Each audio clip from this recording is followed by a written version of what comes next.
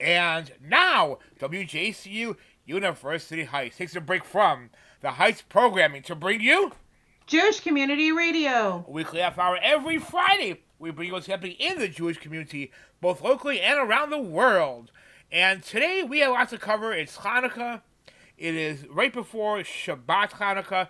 We're going to talk about a bunch of things, including news items, but also including, well, I'm mentioning it right now, one thing for Friday night. Because we have to light the Shabbat candles before it's dark, we light basically Shabbat candles for the Chanukiah, for the Hanukkah holiday.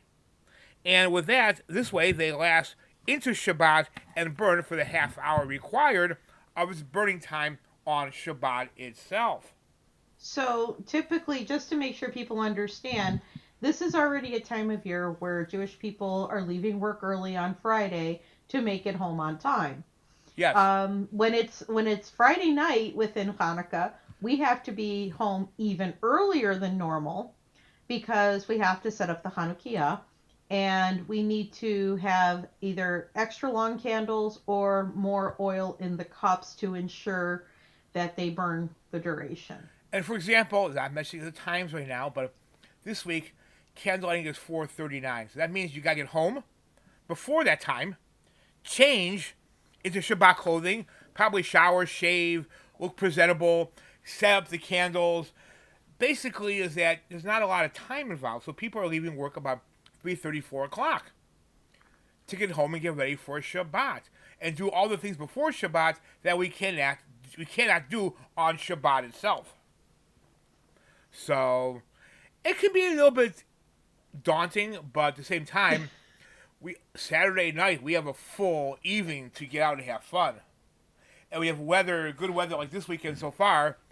It's gonna be a time where people are gonna go out and just let loose, have fun. Restaurants will Well, probably there's be just open. been right. Well, there's been Hanukkah parties going on all over town. Yeah, So on Sunday night, it kicked off with a Menorah Parade through the suburbs. pretty cool though. You had a bunch of Did you cars, see these it? giant menorahs on top. Did you see it? No, I didn't. I heard it went by different areas. I missed it. Yeah, the parade actually was about a couple streets away from my house, but I was a bit busy, so I missed it. But I got to see video. It was actually very exciting. I believe there's a candlelighting. I know there's one every year in the Eaton collection in Beechwood Mall. I presume it's still there. There's supposed to be one downtown this year. I didn't catch that. It was on Wednesday. Wednesday, okay. So I guess I missed that. I heard there was one in the bunch everywhere. And the reason why we do this is important because we are trying to tell the story of the miracle of Hanukkah. That's a really important part of the holiday to spread the miracle, tell people about the miracle, let everybody know, hey, this happened. It was not something that could have happened without being a miracle. And funny, there's a bunch of memes going around. One of them been going on for a couple of years.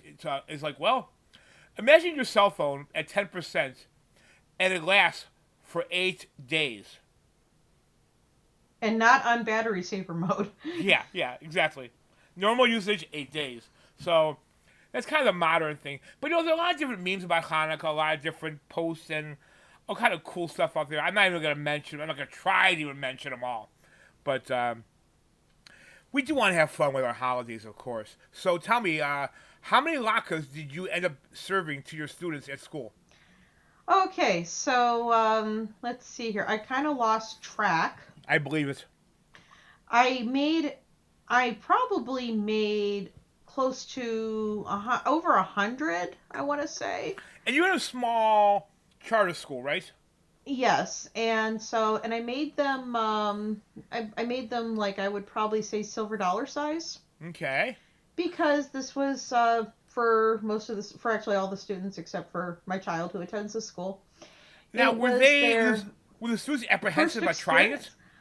Some were. It was. I didn't really get a chance to explain the significance of the latkes. It was kind of like a selling point, and it was one of the standard things of once a few people tried them, and then they were like, "Oh, this isn't that bad." I got a lot of comparisons to hash browns. Some people were a little confused about the applesauce and sour cream that I served along with it. But then by the time they were all finished, because I was cooking them during lunch, actually, my child decided to go around and take orders from all the classrooms That's funny. and found out, okay, do you want applesauce, do you want sour cream? Neither, both. And then went around and delivered everyone their latkes. That's funny. And it's actually a really funny picture. I sent this to Fred the other day of me cooking the latkes. It was posted on the school social media site. And it was, I'm frying the latkes. I'm wearing this Hanukkah apron, and I'm wearing these ears of dreidels. That's kind of cute. So it's a little bit goofy, but we've been having a great time with it. We brought in donuts. We're going to be well, we're recording this on a Wednesday, but like also this week, I'm going to be bringing in maybe making paper dreidels with the students Mm-hmm. to teach them about the story of the dreidel. And again, so the idea is we're going to end the week with like like a little bit of a scavenger hunt and Hanukkah trivia. And so I've been having this interesting experience teaching the kids about Hanukkah because the students really haven't had a lot of encounters with Jewish people. Yeah. And so this has been an interesting experience that they're learning that not everybody celebrates Christmas, and there's these other observances. And I'm actually very, very grateful to my school for allowing us to do it when it's actually Hanukkah and not waiting until right before winter break and just kind of tossing it in with everything else when it's no longer relevant. So thank you to my school for allowing me to do this. Yes, we appreciate that. Now, one thing interesting here is I should tell people Hanukkah ends Monday evening. So please don't say happy holidays. Our holidays over. Really. So if I just wish you a have a nice day, I'm not being rude. Correct. Our I'm just holiday is telling this to over. people. I just wish people have a nice day. Yeah, our holiday's over. Don't give happy holidays. When we end the holiday, we're done with it. We definitely do not celebrate Hanukkah 2 weeks after the fact, or 3 weeks after the fact. Whatever you want to include on that. But the How point though quickly is, do you put your menorah away, Fred? it'll probably be over Monday morning. It'll be put away, unless I'm lazy. I would say probably about noontime or so because I have to work, and when I'm finished work, I put it away.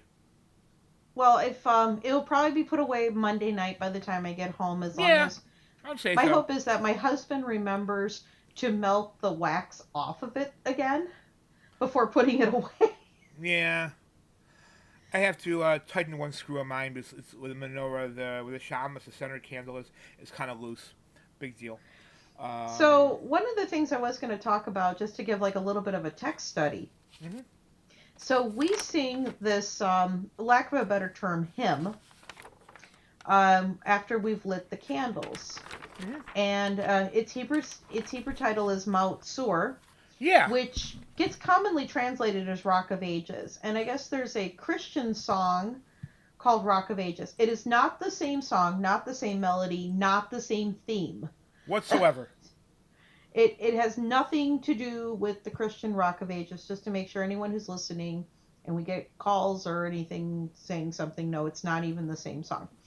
And I'm not going to read it, but you can certainly find the story of the song online. But I was just going to go through. There are a lot of verses, but the opening verse is it's basically the opening verse is just talking about what like why we're doing this. So we're establishing a house of prayer. We're going to offer thanksgivings, and I like this part. When you prepare total destruction against the raging foe, I will then complete with song and psalm the dedication of the altar being the in the Holy Temple in Jerusalem. And each verse, if you ever go through and read all 6, 7, how many verses are there in Mount Store? So I Easily count 7 just now. 7. Each verse has a theme aligned to one of our adversaries in the past that tried to destroy us and how we prevailed. And the references are throughout. So in the first one, they talk about the kingdom of the heifer, which is Egypt.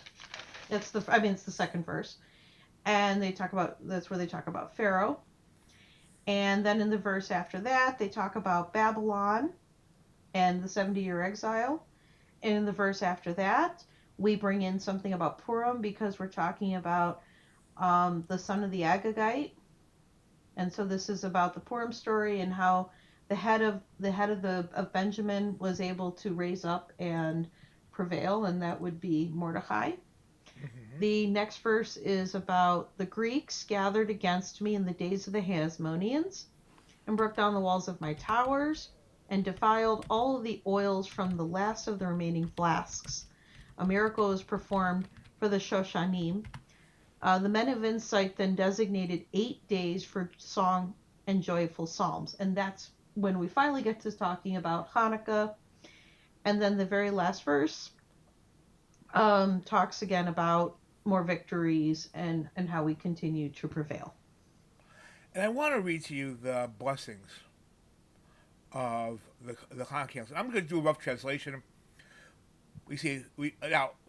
Hey, every blessing starts out with Baruch Atah Hashem. Thank you, Lord. And a rabbi pointed out to me a while ago that it is blessing. God, you are the source of blessings, the King of the world.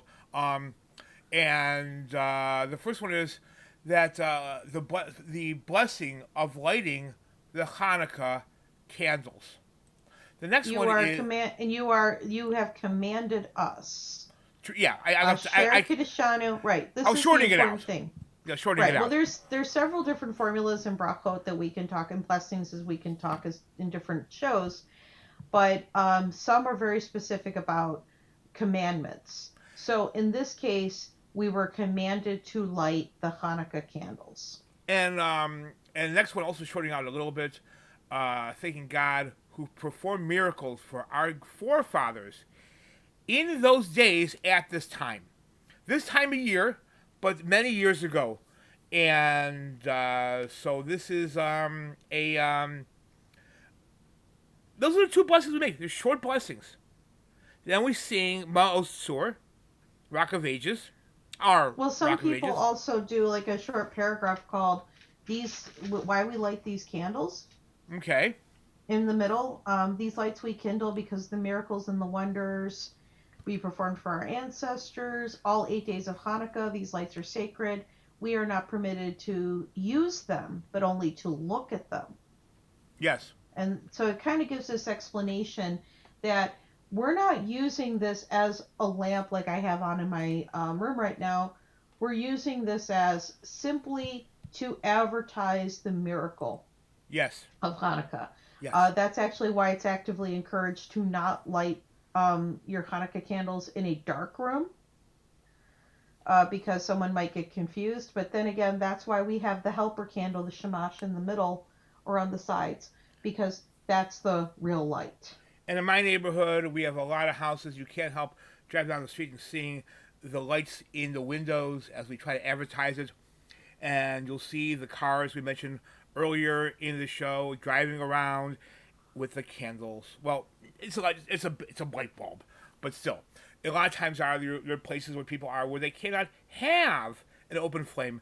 A hospital, for example, a nursing home. In those places, they use electric. I'm But using an electric one at school, and what we're doing since Hanukkah candles are lit at night. I'm lighting the electric one at school. I'm not saying the blessings because this is during the day. I'm just adding a light bulb to show the progression. I think a lot of people assume that we light all of them every night because a lot of the lack of a better term tchotchkes, knickknacks that they sell for Hanukkah usually show a fully lit menorah. yeah, I guess it's kind of cool to see them all lit up. But the only time they're all lit up is that 1/8 night, and after that, like we said earlier, they get put away. And this year, by the way, just so you know, Lisheva, I've accumulated candles over the years, and I just opened up today box number 3 that I have. So we have plenty of candles from years and years and years ago. I'm not even buying them anymore. We have so many because occasionally you'll get organizations doing fundraisers, and they mail us candles to be, you know, for Hanukkah. So I got a ton of candles. I haven't bought them in And years. that was a pretty standard present I would receive every Hanukkah when I taught Hebrew school. Is I would get this really nice box of candles from Israel. Yeah, and I got a couple from the local yeshiva and Telz Yeshiva. Haven't touched those yet. I don't know how many years old those are, but I haven't bought them in years. I have so many of them. Ah, they And don't go bad. no, exactly. So I put them away. Nothing wrong with them. So yeah, they get put away. And oh, I was gonna say, let me take this note off the wall. Menorah cars. I took that note off the wall. I've covered most of the Hanukkah stuff that I wanted to talk about, Lisheva. I took my 2 notes off the wall. Oh, that was all you wanted to talk about with Hanukkah? That's mostly what I want. There's a couple of couple of things. First of all, I'll tell you what I was looking for. I was looking for once again the sufganiyot, the donuts that we eat at Hanukkah. I was looking for the Hanukkah donut. I mean donuts. And once again, why? Because we have a tradition of eating fried foods because of the miracle of the oil. And there's a lot of cool stuff that people will do and eat because it's fried. Today, for example, I had. Oh, okay, that's it.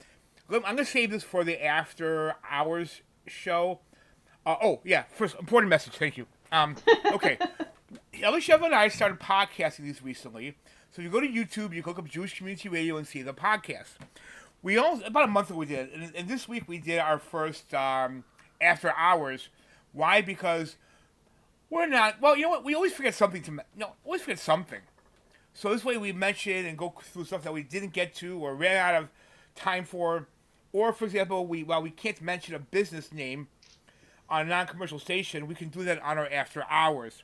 So if you're tuning in now on live and on air, you can still catch our regular podcast, and well, the regular podcast should be available at about 1:15 p.m. And after that, sometime our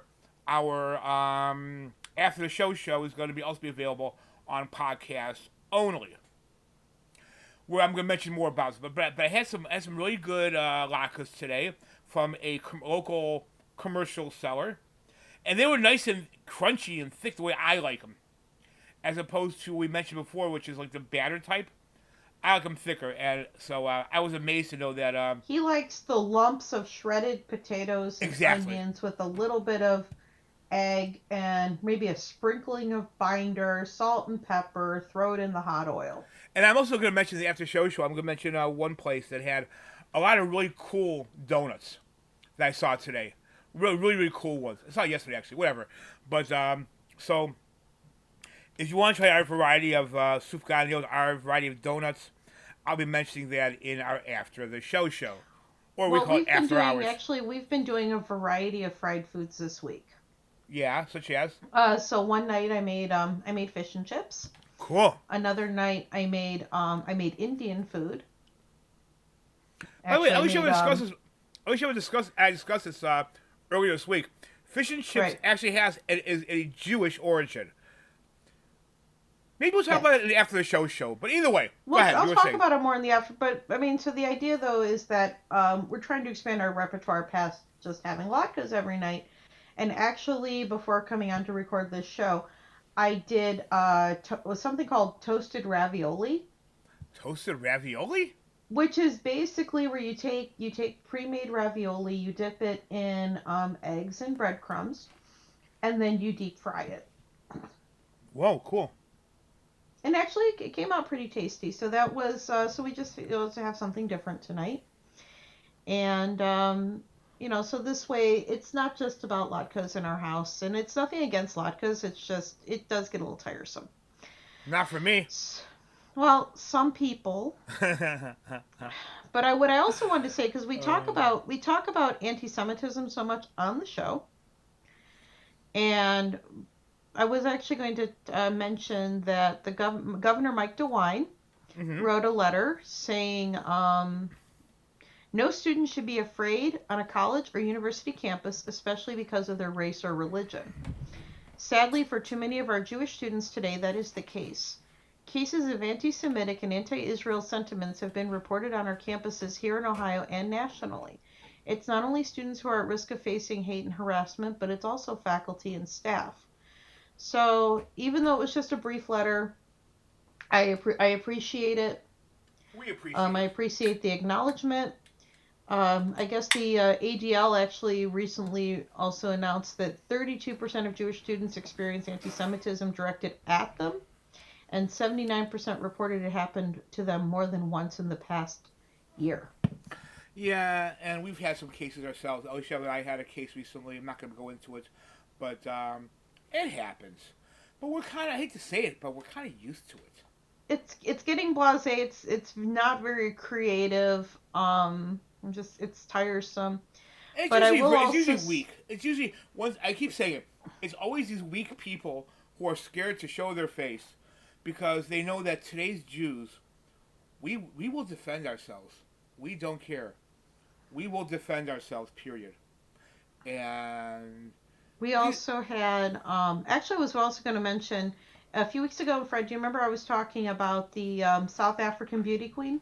yeah, please tell us. Give us an update.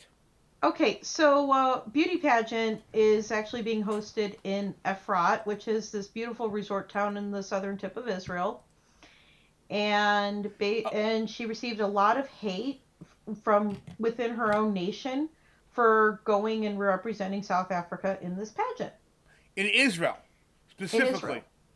Yes. Uh, Even from people that were pro-Palestinian who happened to be South African, etc. So when I was scrolling through social media over the weekend, I actually saw a picture of her at the hotel where they're setting up for the pageant. So she did make it. She's there. She's not afraid. Good. She's doing it. And by the way, on that topic, another thing that was under pressure. Here's some news for you: the World Flag Football Championship in Israel is to proceed as scheduled. There was a lot of people pushing for it to be canceled. It will be held on December 6th. The International Federation of American Football announced on Wednesday. It's American football, and it's a lot of fun. Everyone knows what flag football is. I'm not going to go into their story, but I Is that saw the a one story. with the flags? Yeah, you grab a flag, and that's basically, yeah, exactly. Oh, that's right. There's no tackling. We No played it tackling. in gym class in school. Yeah, flag football, touch football, same concept. So Okay. a lot of people are defying this BDS movement because they realize that it is all about an effort to destroy Israel financially. That's all it is. And you know what, I'm gonna mention more about that on the after the show. Come to think of it, sorry, the after hours show. I'm sorry, Yes. available on YouTube. And like I said, a lot of things we can't talk about that, you know, because FCC rules and stuff. We gotta be a little bit more cautious, and so forgive us. But whatever, we'll take care of that later. Nonetheless, so yeah, that's happening, and I'm happy about that. A lot of people are just not putting up with the BDS movement. We are standing tall. We've been standing tall, and that's just the way we like it.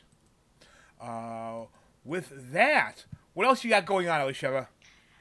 No, actually, to be honest, I really don't have much else. I'm sorry. Okay, well, I'll tell you what. Let me do this. Let me go to jpost.com, the Jerusalem Post, which is a great paper in English, and they have all kind of great stories there. And let's see what they have to say. Looking at the story. Okay. How do bat pups learn to navigate? Israeli study on that. Now, that's something that I am not going to bother going into, but there's a lot of great stories here, and I'm trying to find one that. Oh, here's one. Bennett's family to fly abroad for vacation despite COVID variants. Yes, Israel, like people in the United States, are tired of COVID in many cases and are just. The Prime Minister is basically getting out and having to say, I'm tired of this here. With that, I know there's a lot of news about the new variant, and I, now I this is actually saw I saw a funny post on social media, and I'm going to share it because it's relevant to Hanukkah. So all the variants have been named after Greek letters, right? okay. Yeah. And basically, Hanukkah is about our victory against Hellenization and Greek Mm-hmm. things. So maybe our blessing for the coming year is that may we also see an end to these variants. That would be nice. Okay, I have here, by the way, a article here about a New York City donut shop is making various variants of donuts for Hanukkah, and they have, for example, I'm looking here at like a creme brulee type donut, and all of them are filled, like I said before, the center, top center, where the jelly comes out of. Not like the American donuts where you have it at the end and filled in, but it's at the center and moving on up. But the variants for the donuts are just incredible. You have hipster variety donuts. Yes, I'm not going into every detail of the donuts, but there's various varieties which are pretty darn cool. And we get very creative. I've seen them with little marshmallows and little pieces of chocolate coins and Oh, sprinkles by the way, I and saw the sushi huge donuts. dollops of whipped cream. That's Yeah. okay. We'll keep it on your side, Fred. It doesn't look very appetizing, even though you're talking to the person who made Indian lentil donuts the other day. Wow. Um, But they actually, well, they're more. they look pretty cool. And they were really, really Well, cool they're looking. yeah. I'll just give it really simple. It's essentially like making falafel except with lentils. Well, in this case here, the sushi was filled in the center. Basically, you would eat it like a donut. Um, Kind of odd, but yeah. So, oh, by the way, something I want to mention is very important. Okay, Mm-hmm. I meant to mention this a few weeks ago. We're talking about anti-Semitism. I really should have. Somebody asked me a question. I got an email on this one. The email said, I'm going to shorten it out. It said, "Why do we keep bringing up anti-Semitism?" And my answer to that was also pretty simple. It's Has because it ended?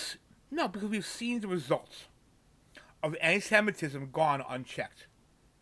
When people ignore it, say, "Oh, no big deal. It's not a big deal. Not a thing." The results were the Holocaust. So we don't put up with it anymore. We don't take it anymore. We don't we don't just ignore it anymore. When somebody says something that's nasty to us, we will say something. We don't care what is. We don't care who said it. We are vocal. And there are times, like I mentioned before, people say things and they don't really realize what they were saying. For example, that one show, that newscast I mentioned about a month ago that had basically proselytization built into the news story. Really? Yeah, I spoke up. I don't sit back and just take it. Jews today don't just take it anymore. We don't. We're happy to respond and tell people, sorry, that doesn't work anymore. I was And also going to say this is a little more tongue in cheek, but on social media there's a site called Stop Anti-Semitism, mm-hmm. and they are having their annual contest to vote for their anti-Semite of the year. Really? So it's a raffle, and you can enter to win gift cards. If you go and look for this on social media, you'll find it. And they have their top 10 finalists. These are people who have made names in the media in the past year, various tweets or whatever, where they have said things that have been deemed anti-Semitic. So if you have a chance, you can swing by stopantisemitism.org to read up on their semifinalists. Speaking of semifinals, the annual Bible contest for kids came to an end on the well, actually it was the fourth night of Hanukkah, and I forget the name of the winner, but it was pretty cool that there was a Bible contest winner, school contest, of course. And by the way, remember Alicia, I mentioned to you about our local what's it again, beer not beer bee lady. Well, Yes. guess what? There's Haredi beekeeper named one of 40 most promising agriculturalists in Israel. And with that, it's time to go to the candlelighting times for tonight, which is, of course, the 3rd of December. Candlelighting tonight is no later than 4:39 p.m. and Shabbat ends no earlier than 5:43 p.m. And with that, wishing everybody a wonderful week. Shabbat Shalom. Shabbat Shalom. And don't forget our After Hours show coming up right now.